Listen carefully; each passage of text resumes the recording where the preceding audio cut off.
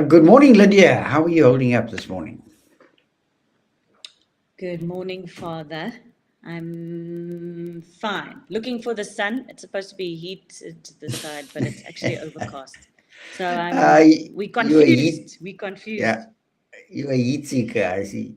I know about heat-seeking Yeah. missiles, but Lydia Martin, a heat seeker? Yeah, no, she's looking for the sun. Well, it's the Yeah. 29th of January, and here we are looking at another helpful pointer in trying to assess where people are at. It's for us to assess, right? Because we check each other out all the time, not just sometimes, all the time. We're taking temperature checks, anger checks, contentment checks, satisfaction checks all the time. And so we need to look at how this fractal development mode takes place. Because in order to help somebody, we need to know something of their story, right? So that my judgment of them is a storied judgment, not a sentence judgment. And I play on the word sentence, a sentence as in a 10-year sentence, but also a sentence as in a grammatical construction, right? So to be given more to storied judgment, because storied judgment takes into consideration the context from which the person comes, because our lives are shaped by context. Your life is shaped by context. Mine is. So this morning we are going to look at a very, very interesting one. Number 14 on the list is this whole issue of avoidance of magical thinking. How much is the person I am serving given, or how much am I given to magical thinking? Now, when you see magical thinking, Lydia, talk to me about what picture does that uh, conjure up in your own mind? Magical thinking. Yeah. You think of a fairy. Well, I think of a fairy tale. I think I'm not always known for details in a lot of things or in some things, and I think that's when magical steps in. So you're like, you're not thinking about how that all works together and how you get from point A to point B. So I feel like that's magical. Pops, just Okay. happens. Something just Yep. materializes. Yeah. So you wave the wand and you make a wish because you think God is a genie, and you bring the genie out of the bottle now. You press the panic button and pop, the genie comes out of the bottle. And many people view God like that. Even Christians, he's a cosmic genie. Now, what is your wish? I give you 3 wishes. What is your wish? And there we go. Or we view thinking as magical in terms of it's a wand that you wave. And when you wave this wand, something happens. This phraseology we hide behind. Oh, don't speak about it because you bring it into being. Yeah. Rather than understanding, when I speak about it, the enemy will know about it, right? The unseen realm now becomes aware of what I'm thinking, because as far as we know, from a biblical standpoint, these spirit beings cannot read our minds. It's only as we articulate it. Oh, now it's out in the open because you said it. But we talk about bringing things into existence by saying it. Oh, we bring ideas into existence, yeah. But that doesn't mean that idea is going to run or get any traction. What we can be sure of is that the enemy could use it against us. Okay, so we assume 2 things. Thinking, that's one. As I suggest, Os Guinness saying, uh, Christians would rather die than think, and they do. So we don't want to think. We just want the magic wand, all right? So magically this will happen. And we sometimes treat prayer like that, don't we?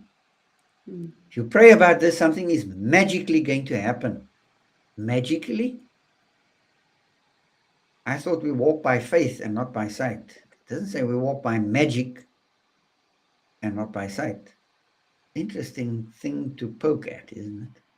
Interesting comment. And I'm wondering in our own lives of Christians, Christians, if we aren't given to more magical thinking than wisdom thinking. Mm. And what does that do to us? Makes us very poor thinkers, doesn't it? I do a whole series of video talks on thinking well in thinking wells. Because like a silo, we often think in a thinking well, in a silo, separate from other realities. And we're not able to think broadly across disciplines and across areas of interest. Okay. And I often wonder, why does the world view Christians as people who've fallen on their brain? And maybe we've created that kind of perception because, we are cliched in our thinking, not only in our speaking, but also in our thinking. So let's talk about what magical thinking is not. Are there any things that you can pinpoint and say, well, magical thinking is not this, and it's not this? That will help us think into this direction. Sure. Interesting, hard one. It is. What about what is magical thinking? Let's use the flip side of it. Well, we've suggested already it's waving the wand, right? Yeah. Number one. Number two, it's calling the genie out of the bottle and sharing my wish. Now, on both counts, I'm wrong because God is not a magic wand. God is not a cosmic genie, nor a cosmic Santa Claus, right? And often this is what pervades thinking in the Christian community. That's why when we hear somebody who can think well and they profess to be Christians, it's like we get so stunned by it. It's like, oh, listen to this guy. It's just Okay, these words. how's this one? I've just thought of something that over time, as if time and the number of grey hairs I have in my head will determine how wise I get. So the idea that if I just keep on going to a building, which we associate with church, and just keep doing the same things and nothing really shifts or moves or changes, then magically I'm going to turn into this wise guru, for lack of another word, wise, the specialist of the day. Yes, yes. Because And I think I'm this plant that's just going to absorb information and it's just going to work. and I will just Yeah. exude the right answers. Yeah. And it's not about just the right answers. It's about being the right kind of person to present the transformational solution to the problem. Because if you take a posture which says that the way to solve problems is to transform, in other words, for you and I to transform, but we don't view problems like that. The problem you have, for example, with studying and finishing your course. There's a good one, Lydia, a convicting one. How about viewing that as a challenge to change, for you to change in a direction that is more productive, more energetic, and more focused? But you see, we don't view it like that. We say this sword of Damocles removes the sword, right? And by solving the problem, I mean, we have all kinds of ideas running in our brains about what problem solution is about. I want to suggest that problem solution is about my transformation. Interesting take, isn't it?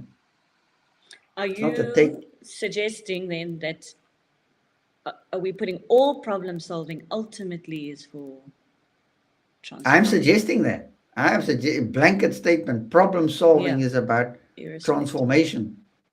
Mm. Now, of course, by transformation, I mean my transformation. But we seldom, number one, go there because we Mm. don't think transformation. Number two, it's about your transformation, you in there. And then now, okay, how is what is coming at me externally an opportunity to transform? So there I'm giving 3 angles. Remember, we're not being exhaustive on this channel about anything. We are probing these issues.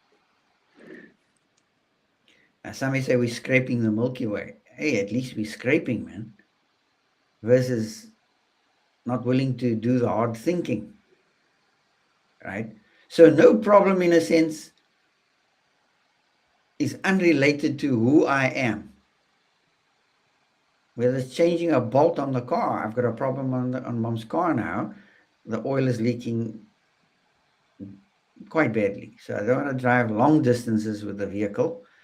And I know what the problem is, so I can solve the problem. And solving the problem means I need some money to buy a particular part.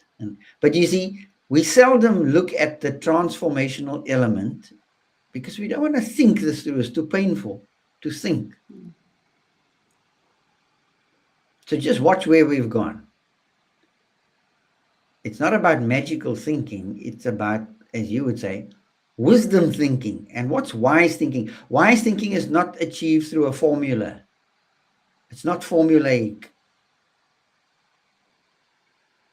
All right? Number 1, do this. Number 2, do this. Number 3, do this. And boom, voila, there it is. Wisdom is a concatenation. It is a convergence of a whole host of things. Number 1, the posture of my heart. Where's my heart posture? Now, you normally say, well, where's my head posture? Because I'm thinking. And when I say heart, where am I postured with my total being? Because thinking is in total, in toto, right? It's embodied. So whenever I have to think about how to solve a problem, it's an opportunity to transform. Now, some would say, oh, to heck with transforming. Let's just sort the problem out, man, because somebody's going to die. Well, it's interesting, even in a crisis, how you change, isn't it? If boiling water falls onto your child, you transform into something else immediately, don't you? Yeah. Because now the protection is the issue. What do I do now?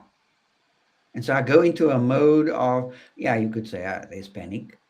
But if I'm thinking clearly, I need to bind this child's wounds. I need to, most times when you have a burn, people say, put water on it. You put water on it, it burns even more. Yeah. But something happens here.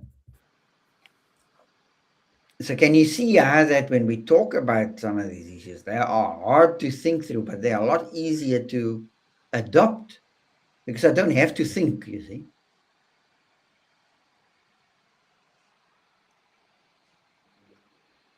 And then you wonder why our people adopt the advice of the shaman in the community. Who's the shaman? Well, you could say the prophet in the community is a shaman. The apostle is a shaman. The pastor is a shaman. Right? Every community has them. Now, some are shamans of the wrong ilk, but we are not denying that there's a wise man. There are sages in the community. How did a sage get to become a sage? Magically? Well, some would say, oh, no, they're just born smart. Oh, okay. So I think a discussion of the whole issue of magical thinking is such a crucial one because if you were to open this discussion to a group, I think you'll be shocked what you'll hear. But that needs to get out into the open because wrong thinking needs to be corrected. So number 1 is not about magical thinking. It's about I don't even want to use the word theological because it's such a big word for a lot of people. It's about wise thinking. Let's go to wise thinking.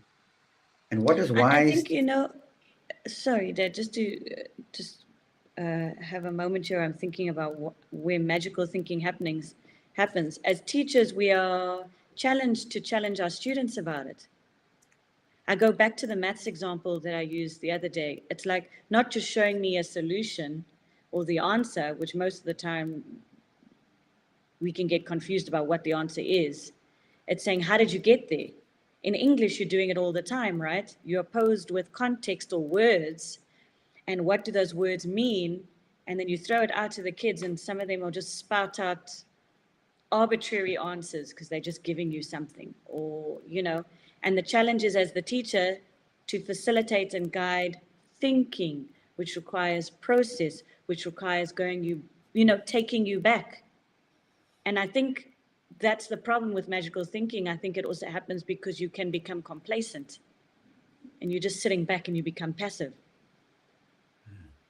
And all of this is about, well, it's good that the two words are together, like you said earlier, in terms of magical thinking. Can you, without thinking, can it still be magical? It's the magic element Yep. without thinking, Yep. so, Yep. um, But I need to be thinking about the word magical because do things in my life as a follower of the way happen magically?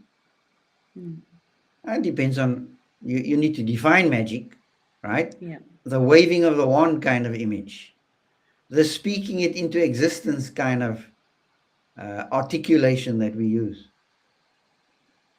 Um, Genie out of the bottle. I mean, that's why I use the images because images communicate, yeah. right? So I'm in a jam. I need a solution. So I don't want to think I'm going to call the genie out of the bottle. Um, The verse a day keeps the doctor away. That's magically going to solve the devil my away. problems of going to the Absolutely. dentist, or whatever. I Absolutely. think, And I would argue that that is a sub A view of viewing of how we view the Christian life. I think in the early stages, I remember when just after we trusted Christ as teenagers, both Uncle Daryl and I, we used to pray and things used to happen. We were so impressed because we pray and things happen. He prayed for a bike. I think I told you the story. And we prayed for a couple of weeks. And then one day, my mother gave him a good pair of shoes. Now, of course, that was the biggest joke in the Bible study because Daryl prays for a bike and he gets a pair of shoes. We laughed our heads off. But isn't that a view of praise, this magical thinking that happens? Versus prayer is about relationship and an ingredient in nurturing a relationship. That's just one aspect, surface aspect of prayer. The other one, which I like, is really God speaking to me, through me, back to God. Now, that's one you must try and get your head around. God speaking to God through me, right? Conjures up a very different picture. So I like what you're saying. This magical thinking has to do a verse a day keeps the devil away. Now we used to say in school, in primary school, an apple a day keeps the doctor away, right? And we just translate that, a verse a day keeps the devil away. It's like, now, what the devil has the scriptures been given to us for in terms of a story? yeah, Right? Because story gives context. That's why when you give people an answer, there's nothing wrong with illustrating your answer in a story. If you want to know what their problem is, listen to their story. That's why I've written it down in my journal. I'll show you. Storied judgment. And explain what story judgment is. Get the pieces of the story. Don't just listen to one angle of the story or a piece of the story. Right? Before you make a judgment, Proverbs says, listen to the flip side of the story. Interesting, eh? Can you see how a discussion like this could go so deep and we'll get lost? I'll get lost. So not to be given to this magical thinking, but to be given to, it's about thinking about nurturing a relationship with the God of the universe through thinking well, learning to think well, to speak well, to interact well, to relate well, and all of what it takes to nurture relationships. And then I would figure out, no, there's no place here for magic. That doesn't mean the supernatural is excluded, because the fact that I'm praying to God is already a metaphysical reality, right? Yeah. Um, but I think the beauty of this, Lydia, is these little videos we are doing is to get people, to incite in people awe and wonder about very simple things. Simple things about thinking, about prayer, about who is God. God isn't us. God's not a cosmic genie, right? We are more given to what God is, right? Oh, God is this and God is that, and we go into label slapping, you know, and propositional statements. Now, I'm not saying propositional statements are wrong in and of themselves. They are the product of dispositional knowing. They are the product of process thinking and learning and speaking and doing. You're going to end up with a proposition, but it's not the end. You're going to go through an experience in the next moment again, and you will have to temper that proposition.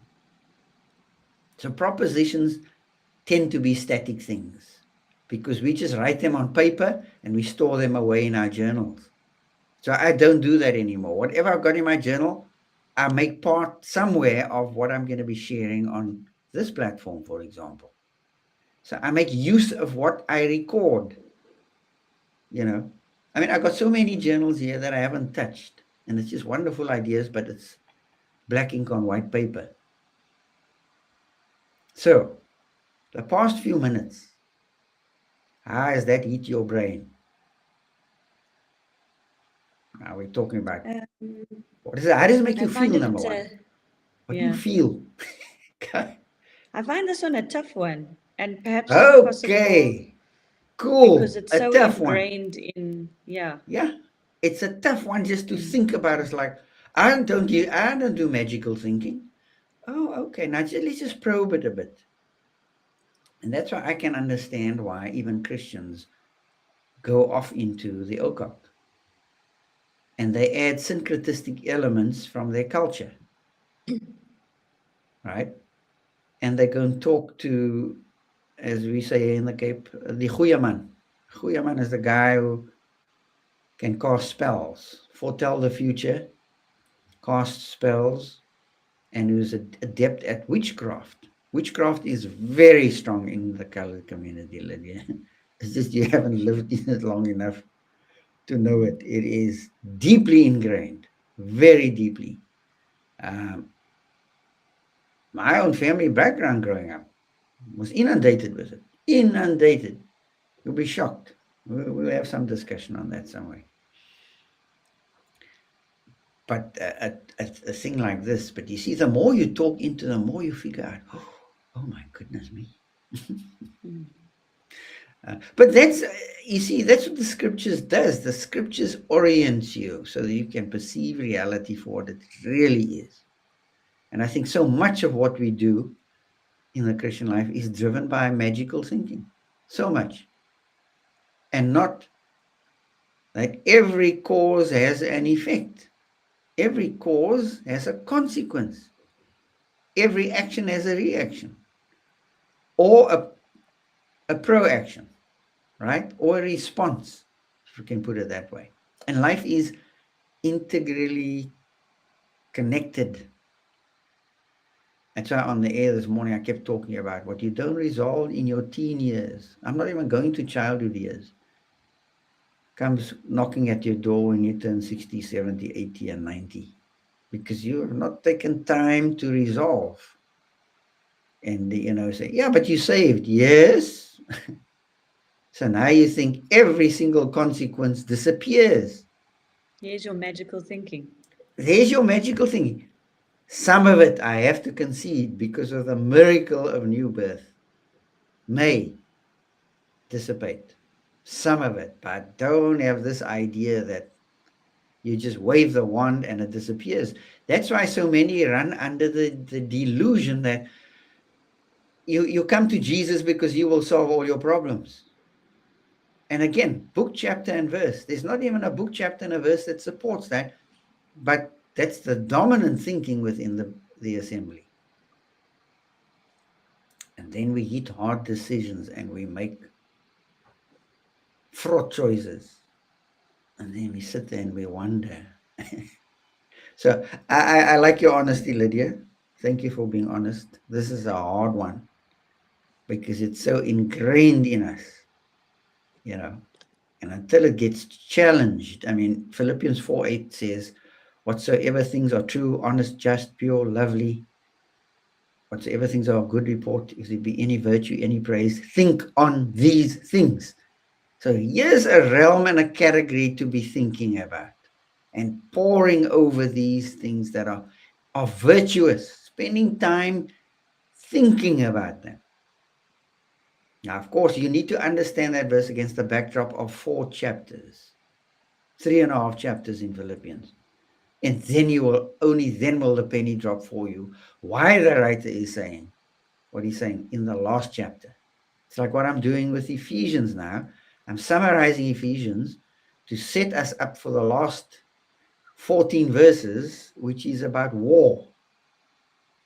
Followers of the way are involved in a war, and they must understand what the beauty of war looks like.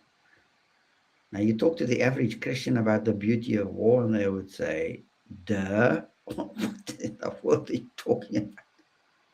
Right? So if you feel like that, I say to you, welcome to the real world. Because we all think we got it down, right? You even have guys with titles. We solve problems. If that's what you are to do in life, that's all you're going to be doing. But you're not going to be transforming. Right? You'll solve the problem at the expense of transformation. How's that for a try? Okay. So if you're stunned to silence in 11 official languages in South Africa, it's fine. I won't hold it against you. I'm stunned to silence more often than you ever know. I mean, I have my moments where I can't go any further. Even on radio, I get stuck and I would have to backpedal a bit just to gain my composure, you see, because we think God's gift to the world. In a sense, that is true. But there's a sense in which that's not true. It's about him and how we are living our lives under his mandate. Okay, Lydia, last thought from you before we close here. We've been going for 28 minutes and 40 seconds. No, I think the biggest thing that I think which is struck me today is the problem solving for transformation. And I think we sometimes simplify. There's always something to learn from what you're doing. Nothing is wasted. So it's a reminder and another way to look at the problem and what you're walking through, is all to continue to chip away, to prune away, to mold, to guide. Yep. And that's a painful process, right? Chipping away. I like your word, chip. I mean, we throw cups away when they're chipped, right? Just have a little chip in them. And yet God is chipping away at our lives through reality. And we're so oblivious to it. But Lydia, thank you for your time. Business guy would say time is money. So thank you for your time each morning just to ponder these issues and to figure out how deeply has magical thinking invaded our lives and people whom we serve. How deeply it's invaded their lives. So thank you very much, and I trust that you would have a good rest of the day. Thanks, Dad. You too. We'll You're speak again. welcome. You're welcome. We will definitely chat some more. We're by no means exhausted our topic, as you know, but this was good. Thanks, Lydia. Bye for now.